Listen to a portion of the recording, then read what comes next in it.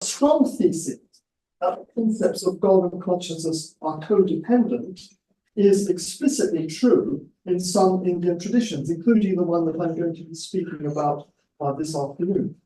But there's also a weak thesis that these concepts are distinct, where consciousness and the quality of God is not that clear. Is God conscious? Is a question I shall return to later in the lecture.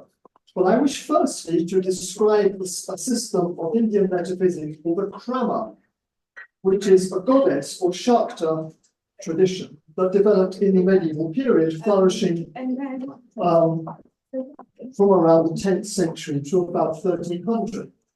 Can you hear me at the back? Am I loud? Yeah. Mostly in Kashmir, but beyond that geographical area to the south and also into Nepal as well. Secondly, I'll raise the question about meaning, whether this can be classified as a monotheism, a modalism, or a non-dualism, and at the end with a question of approach. How are we to understand these traditions, and what, if anything, do these ancient traditions have anything to say to us today here in Worcester College this afternoon? So to begin, I need to offer some description. So there'll be two parts. The descriptive part, I can describe these traditions, and then I'm going to look at the meaning, try to cull some meaning from this description.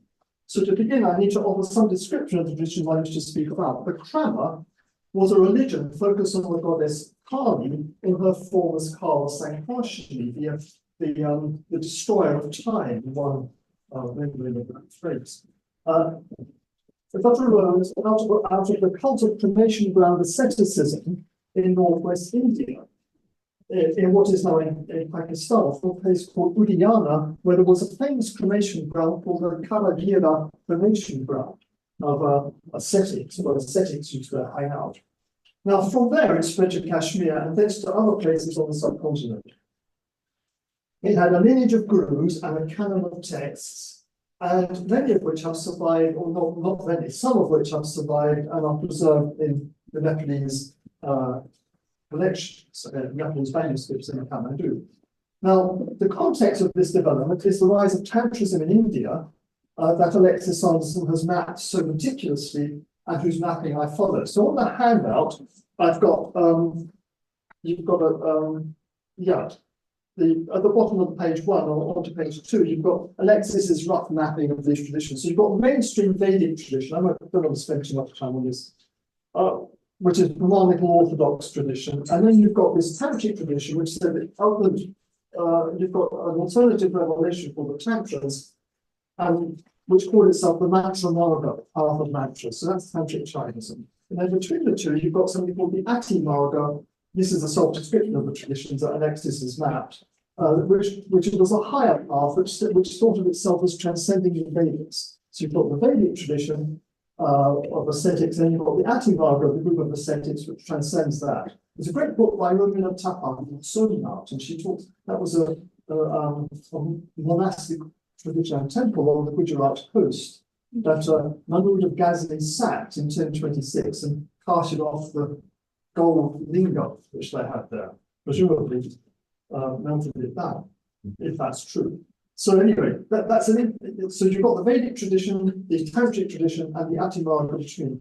Now there's a further development called the Kula Marga, the path of the family of goddesses. So the Krama is a sect within the Kula Marga, along with others like the sect called the Kula, and the Trika probably comes out of that too.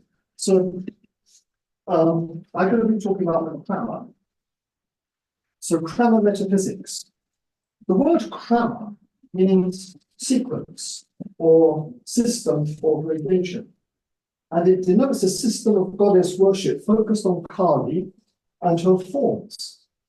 Its origins are arguably not in the Brahmanical religion, but from outside, in the lower caste groups or Avarna groups. But this system becomes integrated over the years into mainstream Tantra. The Krama represents a stage of such integration, where this lineage, where there's a lineage of teachers, a body of literature, and a system of concepts and practice. So it is both a theism that conceptualizes a putative theistic reality as the goddess, and a non-dualism in conceptualizing that theistic reality as consciousness or pure consciousness. Thus, we have a strong identification of deity with consciousness.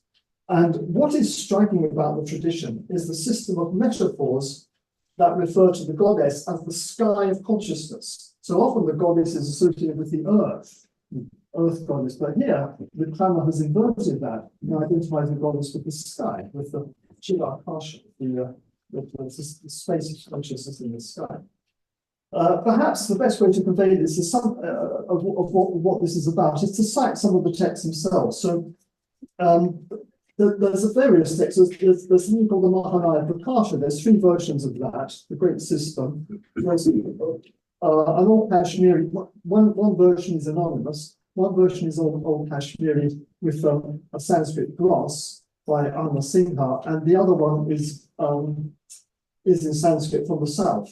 So in the Mahānāya Prakāśa, we read by Shitikanta's version, his version is on page 3. You've got the citing of the text, so we can read along together. When external space, Vakyakasha, when external space, the space of consciousness, Chidakasha, and the supreme space, or the space of the goddess Parakasha, are illuminated, some unperceived great being shines everywhere like the sun. I've given you the Sanskrit so you can pick holes in the translation at your leisure. Now, the great being identified as the goddess is invisible in itself. Like light, light is invisible in a way, but that allows everything to be seen. But it's a condition for illumination, shining everywhere like the sun. So that's that goddess. In his hymn of praise, the Chit-Gagana Chandrika, the moon in the sky of consciousness, Srivatsa praises the goddess, who he describes in paradoxical terms as both immanent and transcendent, as being the system or krama, and as being beyond the system, akrama. She is the moon and its phases, and therefore time, but also transcends the moon and its phases, and in its darkness, and therefore transcends time. So the moon is an image for time, if you like, the phases of the moon, and she is time, but she also transcends time. And he writes further down on the same page, this is from the, Chidagagana Chandrika 22. In between the fullness and attraction of that moon, there, O Pali, you are established in abandoning gradation, i.e. going beyond system, going beyond time. You desire the intoxication of wandering in the drunkenness of time, which is a confusion caused by the gradation and division that you have revealed. So it's all this paradoxical language. She's intoxicated by her own creation when she wanders in samsara in time. She has created and yet she transcends it. The text continues. She who has the characteristic of the awareness of non-system and system, who is made of system and non-system, and who is system and non-system, having contemplated the synthesis, the systemless Shiva, and you, and having seen your face in the midst of a non-system, that is the true Kula. Now here, the word Kula means transcendent reality, something like that. So it does mean system of goddesses, but it can mean this metaphysical reality. So this is I don't regard this as philosophy. It's kind of proto-philosophy or pre-philosophy. It's prior to kind of, this is poetry. This is, I mean, by translations of poetry, the text is poem. So the goddess is in fact beyond the dichotomy of system or gradation and non-system, and is both system and non-system. She is indeed the essence of Shiva, who is formless, and the poet declares that seeing her face is the revelation and attainment of the true Kula, the true transcendent reality, the true path of the goddess and family. So Srivatsa goes on, 28. Those powers, at the bottom further down on the page now, those powers whose nature is to be your instruments, those Shaktis who are your instruments, O auspicious one, move in the sky whose nature is consciousness. So those powers move in the sky of consciousness.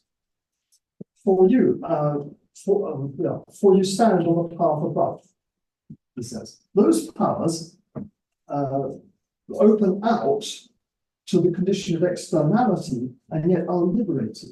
So although these powers, these Shaktis, which are her manifestation, are opened out into the world, they're also liberated. They're not trapped in samsara, they're not caught up. So she has two phases.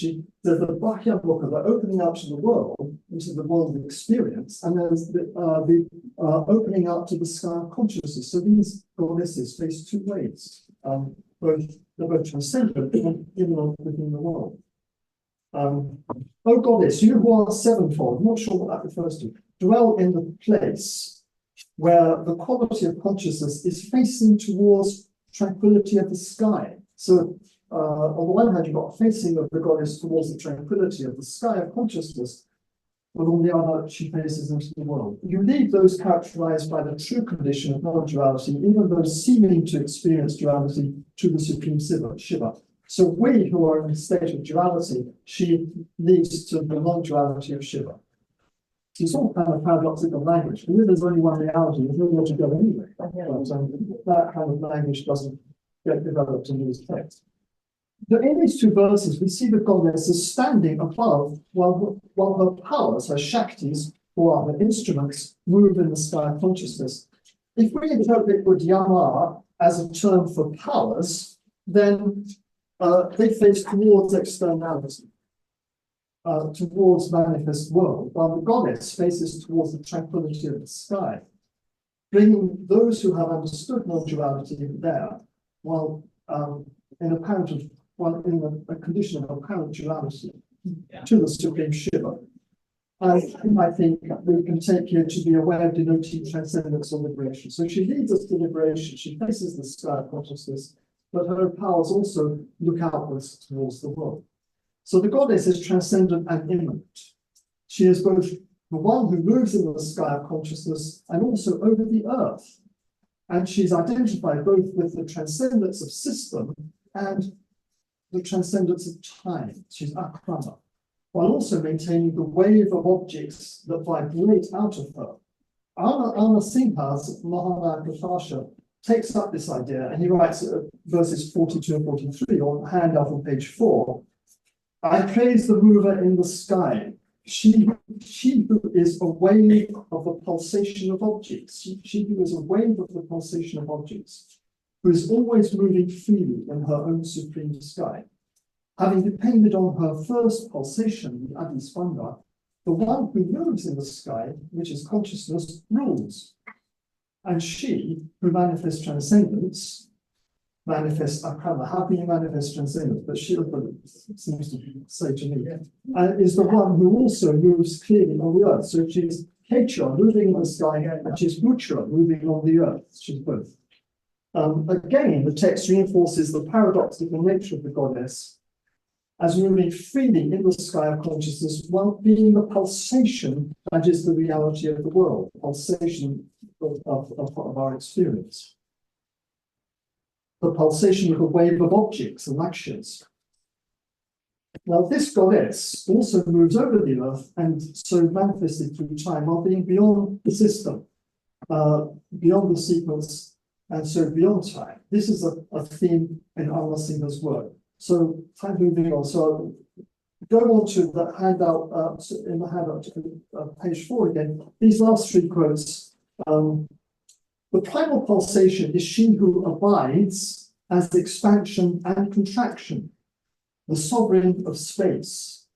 While yet desireless, she takes the form of the ruler of cosmic sound. So the sound is the sound of the universe, and she is the ruler of that as well. Having mounted the sky, she moves through it. She experiences the excessive thrill of consciousness, the chamatkara, the making of chamat, the aesthetic flavor, making of that sound with the mouth, to tasting it, she manifests that of chit, of consciousness. And with her own aesthetic taste, she is intent upon acquiring her own form here in the world.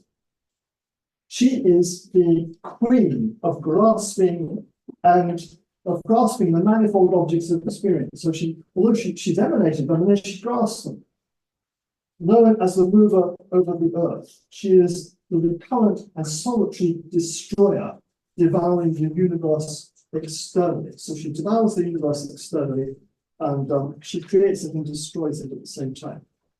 So this is theologically rich material, it seems to me, in this poetry. Here we've got a supreme reality as the goddess, from whom the universe, all manifestation, flows forth ceaselessly and abundantly, and yet who seems to stand above the vibration of the cosmos. She emanates and contracts everything, and she is the creator equally as she is the destroyer. Furthermore, this creation and destruction is identified with the process of consciousness, moving out towards its objects, grasping those objects, and then contracting back into itself.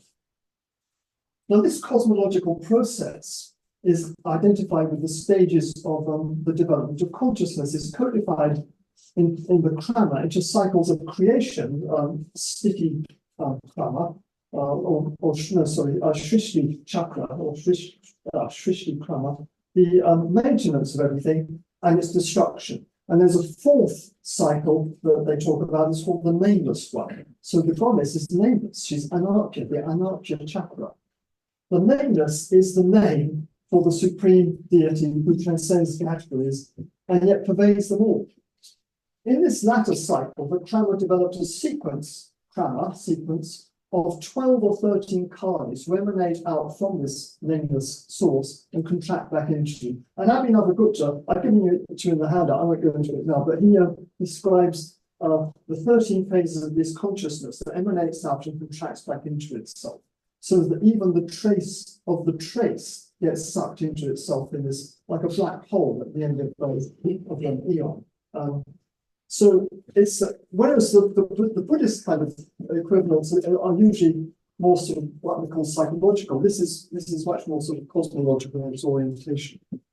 Now, so this is a new metaphysics in which the goddess is identified with a cosmic consciousness and with a cosmology in which the highest realm is called the sky of consciousness, Chidgagana, Chidvyoma, or the space of consciousness, Chidakasha.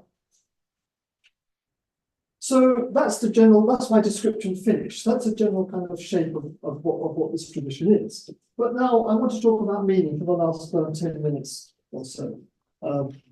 Thank you. So what then are we to make of all this? What are we to make of all this? What does it all mean for us? The hymns to the goddess of Sri Vatsa Sita are poetry. They're poeticizing abstract concepts and personalizing abstraction by relating it to a person and deity, to Kali, a strategy characteristic of Indian thinking. Here, poetry expresses a proto-philosophical or pre-philosophical reflection that comes to more explicitly philosophical articulation with Abhinavagupta and Kshemarāja, who wishes to understand his krama inheritance in terms of his own idealism. There are several important points we can take away from this krama theology. So in response to the question, is God conscious? We can say that for the krama, she is. In fact, more than this, it's not only that she's consciousness, but not only that consciousness is the property of the goddess, but rather that her essential identity, consciousness is the essential identity of the goddess. Consciousness is what the goddess is. And this is also coterminous with her spontaneity or freedom, as Tantra or Swachanda. So to be conscious is to be free. And this is the essence of the putative theistic reality, which is the goddess. So the key idea here is the identification of a transcendent theistic reality as the goddess, identified with consciousness, or what the text calls the sky of consciousness. The aspects or manifestations of the goddess are powers who move in the sky and in our experience of the world. And this is rendered intelligible because of the sky of consciousness and the emanation of consciousness into subjects and objects. So this, according to the grammar, makes sense of our human ordinary experience. So there's a soteriology implied in all of this. With Abhinavagupta and Anna Sinha, we have liberation as withdrawn consciousness back into itself, that fundamental idea. But in Anna Sinha and Srivatsa's poems, we have the idea of becoming open to the sky of consciousness. Becoming open to the sky of consciousness is the understanding of identity with it. The beings who move in the sky are open to the sky and open to externality as well, into the world of objects of consciousness. And the text uses this metaphor of openness and speaks of the powers in those terms, Drimbana or Vidrimbana. So perhaps we can understand this phenomenologically in terms of affordances. The sky of consciousness might be understood as an affordance that allows the practitioner to apprehend the theistic reality called the nameless one, which is the essence of the identity of Kali. The being of the nameless or the sky of consciousness generates truth claims or apophantic assertions that can be reframed in structurally higher ways. So let's turn to phenomenology here for help. Husserl distinguishes formal apophantic, what we call formal apophantics, concerned with logic of statements, from formal ontology concerned with states of affairs. So you've got statements and you've got facts or facts. So formal ontology is specification of formal conditions that account for any object of scientific discourse. And is concerned about relationships between things, such as qualities of an object and the object itself. Parts in relation to wholes and so on, which are independent of their connection to consciousness. Formal apophantics, on the other hand, is about meaning and the place within it, within the natural attitude. The natural attitude are our usual way of going about things, and about judgments of truth or falsity, along with the conditions that make discourse meaningful. So formal ontology is the way is in fact correlative to formal apophantics. Formal ontology and formal apophantics, discourse and things, are correlate with each other. The two distinct areas of investigation are in fact united. But generating apophantic assertions or truth claims beyond any hermeneutic circle is important. So generating truth claims beyond those local claims, I think that's important. If we wish to claim a commonality to the identification of deity with consciousness that goes beyond any particular cultural utterance or affordance. But can we do this? The view that we can means that apophantic assertions can be reframed in more general, structurally higher ways. Just for example, Shenmaraja, we didn't look at this, but Shenmaraja's claim that limited consciousness, Chaitanya, is a contraction of unlimited consciousness, Chiti, which he identifies with the goddess. That claim is an internal claim. It's an apophantic assertion, if you like, within the frame of that he's operating within. So his Shenmaraja's claim that limited consciousness is a contraction of unlimited consciousness is true within its frame of reference. But almost by definition, the claim is simply, this is what consciousness is. It's simply a definitional thing, it seems to me. But such a claim is within the krama or prativigya hermeneutic circle, which does not break out of that because it is accepted as necessary within that general framework. But a statement such as, quote, the contraction of consciousness is a way of articulating human experience as limited, goes beyond Kshemarāja's hermeneutic circle. In the language of phenomenology, this will be an apophantic assertion that might be followed by others, such as uncontracted consciousness is apprehended as openness to unlimited experience, end quote. which in turn might be rendered as, quote, openness accesses the limitless or inconceivable, end quote. So here we have an apophantic claim derived from an original interpretative framework of the grammar. We can thus sketch this schematically. So I think I've got this on the handout towards the end. You've got what assertion is a particular cultural affordance, like Chenraj's that consciousness is descended from the level of universal consciousness is contracted to the form of its objects, or Anna Singha's praise of the mover in the sky, who is a wave of the pulsation of objects. So those are truth claims within the hermeneutic circle of the Krama and the Prativigya. But they can generate general assertions beyond that. Such as A, the contraction of consciousness is a way of articulating human experience is limited. B, uncontracted consciousness is apprehended as openness to unlimited experience. And C, openness accesses cosmic meaning. So we need a phenomenology that functions at least on two levels: an initial level of philology, operating within the particular hermeneutic circle, and bringing to light that which shows itself within that, and a further level, ontology.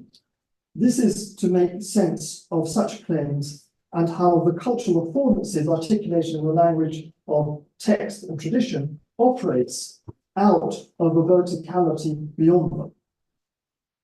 The philological study of texts exposes its language for us, but we infer beyond the philological level something to which the tradition points outside of its hermeneutic circle and that forms it. So 3 more minutes, and then you've got a diagram there at the bottom of the thing. You've got a first order discourse, which is tradition specific, practices and description. You've got a second order discourse, which is the language of reflection on the first order. So the first order discourse is those texts that I described earlier, like the Chid, Gavin and Chandrika. The second order discourse would be like Abhinavagupta and Shenraja's reflection upon that. And the third order discourse is our discourse, which is the language of phenomenology comparison based on reflecting on the first and second order discourses.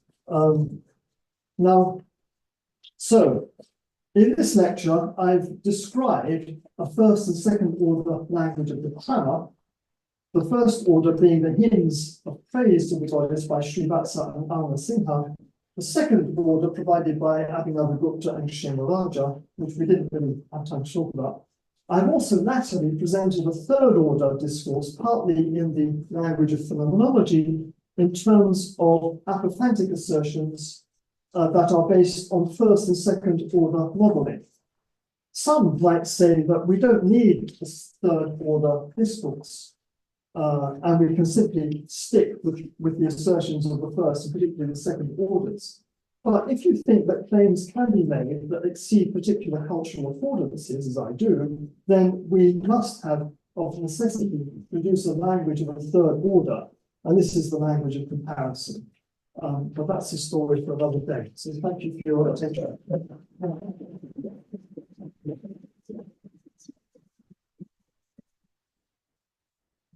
Thank you very much. We have about 10 minutes for discussion.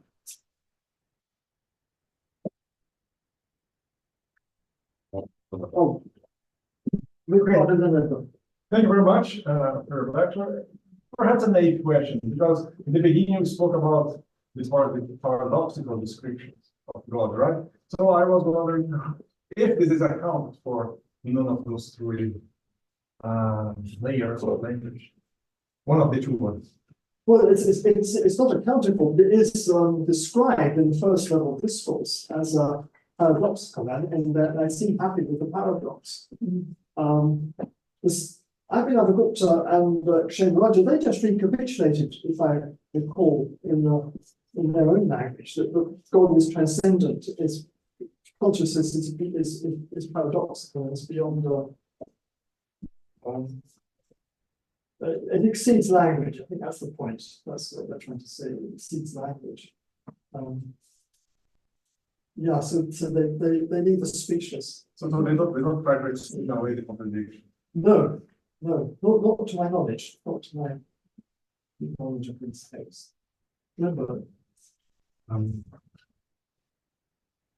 Page 70, you know, place very confident what the God is just impermanent or complementary with freedom and connection. you're going to pick me up on implementation. No, I was just wondering about the relationship between consciousness and freedom. Yeah, Seems to be a good thing here. that's right. How should we think about it? That's really interesting. I agree with that. That's really interesting. So it's yeah, when you're talking about chip, supreme consciousness, you're talking about freedom. They identify the two because to be conscious is to be free. That's really, I mean, this is ancient. These, I mean, they're talking about in the 7th century or something, but and then what I haven't looked too much later, but it's very insightful, it seems to me, that there's something about our consciousness which is intuitively true, that it's free. Now, they don't, as far as I can see, they just keep saying it. I can't find arguments for that. Perhaps I think I'm good to does the niche of practice with the emotion. You might present arguments for the freedom of consciousness. I don't know. But that's a consistent link between Chaitanya and Svatantra, the whole thing. Yeah. Is the idea of being free of being unrestricted confidence or I think with regard to the absolute reality, if you like, it's spontaneity. It's but creation is spontaneous emanation because it's the nature of it to do so. You know, so one of these dialogues, the Parakya Tantra, which is a dualist tantra, there's Shiva and a shade. Anyway, he said, why do you create the universe? And Shiva says, 2 reasons. One, it's my nature to do so. It's just his nature, his svabhava to do that. And secondly, to save souls. That was the 2 reasons. So I think that those are, spontaneity. So it's linked to our freedom, it's freedom of us as I mean, we're pretty constrained. It's to do with levels of constraint. The other thing about this is, of course, attack by whole construction of reality. But we are constrained by the whole Tattva hierarchy. I don't think it's external causes, but constraints. What are the constraints in our experience? They're sitting here now. There's the conference that got organised and all that we're part of. That's a constraint. There's our own biography. We were bored this afternoon and we had nothing else to do, so we came along to this. That's another constraint or whatever. There's a degree of constraint that you specify. So our freedom is extremely constrained. But the freedom of the goddess, there's no constraints at all. And it's spontaneous. I really liked the graph you had at the end where there's 3 levels of discourse, and we've seen that other places. And what do you see as the strengths of phenomenology over other 3rd level discourses? I think phenomenology is open to what shows itself. To gloss a Heideggerian phrase, if phenomenology is there to be seen that which shows itself, and if we're studying other kinds of cultural affordances that are within our own culture, perhaps, then or even if they are within our own culture, then I think that's a fruitful way to go. Because it allows for phenomenology as the allowing the voice of the other to show through the text. So I think it's that's and we need phenomenology. You can't just have phenomenology because you've got to translate all that phenomenological work into meaning, which is relevant to us. We have to have a new hermeneutic in which it's embedded. So that's why phenomenology. Well, you can, as we've been doing. I'm so impressed by all this philosophical work on these things, but I have to think about that. That's a kind of immediate translation into a different kind of language. Yeah. So is that phenomenology? Perhaps it's a kind of phenomenology. That's a really interesting question. Yeah. We have in case you had a question. Yeah, it relates to that. I was going to ask if all this stuff we've been doing about panpsychism and cosmopsychism counts as the 3rd order discourse. And you kind of already started. It seemed to function that way, but in light of what you just said to the previous question, it might be. Do you think there's any worry or concern that it's too quick? that make sense? Yeah. No, I don't think it is too quick because it's, we have to make sense of world. Yeah. We're coming across these texts and these traditions. As the world shrinks, we have to make sense of it. So I don't think it is too quick, but I think you're right. I think cosmos psychism or whatever, that's a third order. Yeah, It's a language of third order discourse. Yeah. I mean, some people think, well, do we need that? We're going to probably just read the text. There's no immediacy, but not to me, there isn't. Maybe there is to some people. Some Yeah, Gavin, thank you. I guess my first question is like, you know, when you're talking about the first order discourse, which you said was kind of proto-philosophical, but then do you think that at that level, how dualistic do you think is that like system is? Because at the very least, it's someone is addressing the reality as you, right? So like, there is someone who is speaking or praising, and then someone who is being addressed. So to what extent that first level is dualistic? That's my. I think you're right. The first level is of necessity dualistic, perhaps, because it's addressing an other. Right. So if the first order is dualistic in some ways, then like a second order, like, you know, Kshamaraja and so on, they are kind of presenting that dualistic discourse as monistic in some ways, Yeah. right? So and then you're talking about third order based on the first two. But then, like, can you see the possibility or some sort of utility for skipping the second order and then just directly engaging with the first order? So, yeah. I think the third order can skip the second Right. level, as I do, because I'm not a philosopher. You know, I look at texts. Right. Those first order texts. Yeah, like this description is a kind of third order Right. reading of the first level. I see. I think. Okay. Okay. So we've time for one short question. Is it short? I can make it short. Okay, please make it Oh, short. let's see, yeah. Yeah, thank you again. What's the role of comparison in the third order discourse? Well, that's a short question, a big, long answer, which I don't have time for, but I think the role of comparison is, if we share, if as a human species, we share more in common than we don't have, as I think is, so I think there's an implicit ethic behind comparison, and that, we must compare as a responsibility for the common good. Okay, so thanks again. Thank you very much.